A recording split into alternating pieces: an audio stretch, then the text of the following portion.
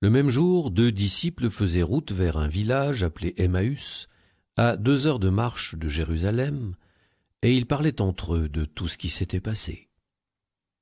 Or, tandis qu'ils s'entretenaient et s'interrogeaient, Jésus lui-même s'approcha, et il marchait avec eux. Mais leurs yeux étaient empêchés de le reconnaître. Jésus leur dit, « De quoi discutez-vous en marchant ?» Alors ils s'arrêtèrent, tout tristes. L'un des deux, nommé Cléophas, lui répondit, « Tu es bien le seul étranger résidant à Jérusalem qui ignore les événements de ces jours-ci ?» Il leur dit, « Quels événements ?» Ils lui répondirent, « Ce qui est arrivé à Jésus de Nazareth, cet homme qui était un prophète puissant par ses actes et ses paroles devant Dieu et devant tout le peuple. Comment les grands prêtres et nos chefs l'ont livré, ils l'ont fait condamner à mort et ils l'ont crucifié. Nous espérions que c'était lui qui allait délivrer Israël.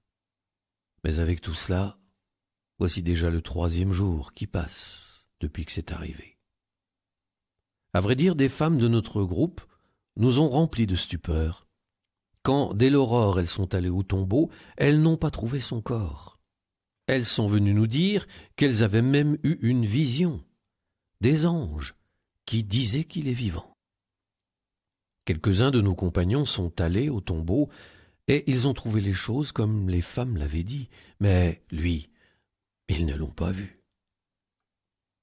Il leur dit alors, « Esprit sans intelligence, comme votre cœur est lent à croire tout ce que les prophètes ont dit.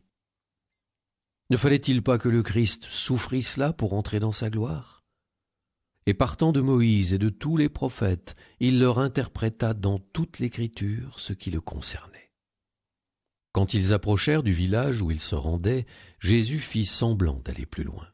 Mais ils s'efforcèrent de le retenir. « Reste avec nous, car le soir approche et déjà le jour baisse. » Il entra donc pour rester avec eux.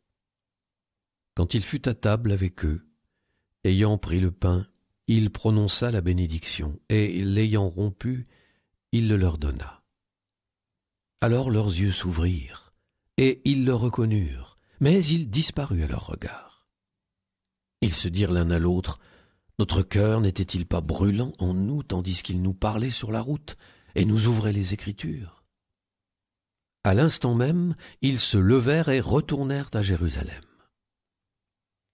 Ils y trouvèrent réunis les 11 apôtres et leurs compagnons qui leur dirent « Le Seigneur est réellement ressuscité, il est apparu à Simon-Pierre. » À leur tour, ils racontaient ce qui s'était passé sur la route et comment le Seigneur s'était fait reconnaître par eux à la fraction du pain.